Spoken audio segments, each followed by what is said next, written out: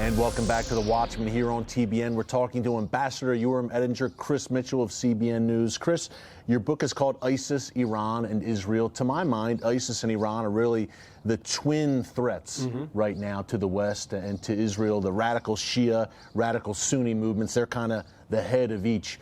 Talk about this Iran threat. You know, you've covered it so much as a journalist here over the past few years. In the wake of this Iran deal, which I believe is a disastrous deal for Israel, for America, for the West, what's the sense now on the ground in Israel? I would think that the sense right now is that the battle has gone to a different stage. I mean, maybe they lost the diplomatic battle of this, what some people call the worst diplomatic agreement in U.S. history, which I would agree with that analysis. But now the issue is, how do we contain Iran?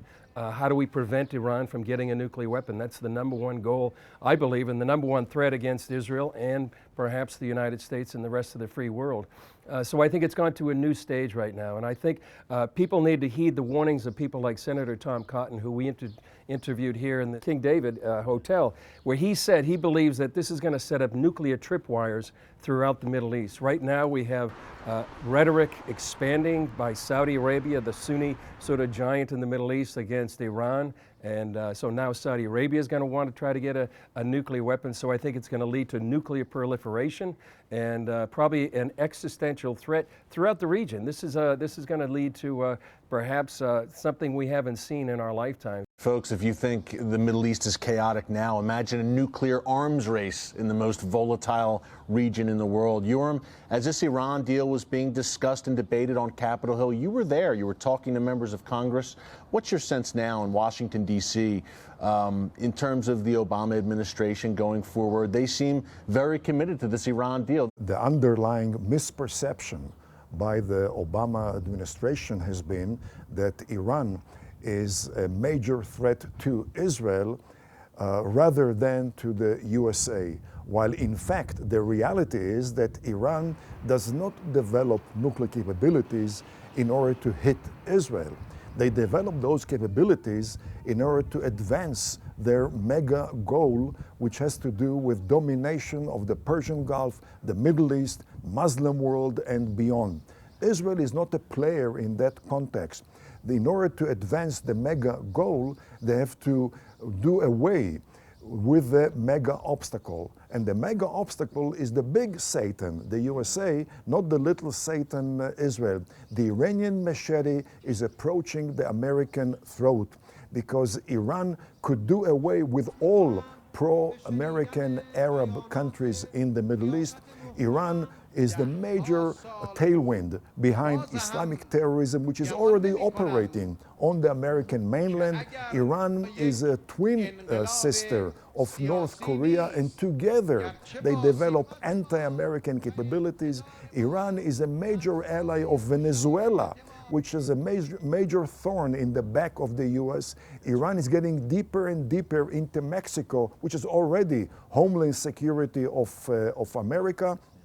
And Iran is a systematic violator of all international agreements. The fact that they signed an agreement on a piece of paper means absolutely nothing when you examine the track record of Iran as non-compliant with agreements. And last and not least, hate America has been an underlying element in Iranians' school education, K through 12.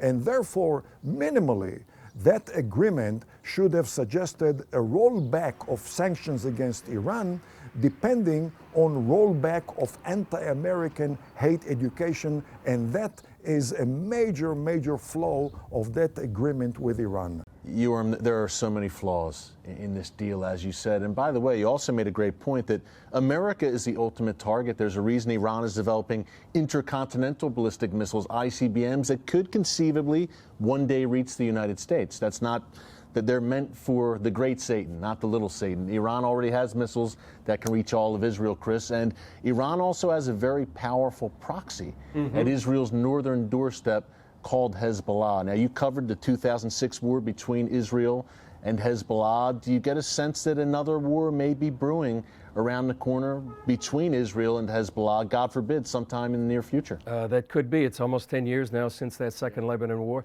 Now, one thing about the Iran deal, right now the budget for Iran focusing on Hezbollah is about $1 billion.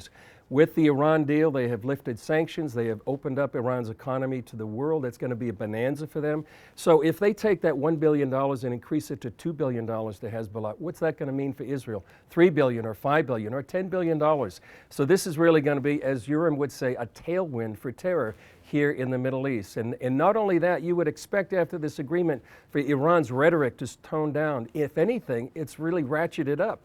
Just one example is when Iran captured American U.S. sailors in the Persian Gulf. An embarrassment. They use that as a propaganda tool. And that's, I think, emblematic. That sort of tells you what kind of regime we're dealing with. Yeah, this is a regime that has not changed its spots and moderated, regardless of the fervent hopes of Western leaders. And we here at Christians United for Israel, folks, we fought this Iran nuclear deal tooth and nail. So join with us, join the movement as we sound the alarm about this Iran threat, Hezbollah, and many more. Well, coming up after the break, more with Ambassador Yoram Ettinger, Chris Mitchell of CBN News, author of ISIS, Iran, and Israel. And check out the EttingerReport.com as well. It's the Watchman, it's Kufi, only right here on TBN. Don't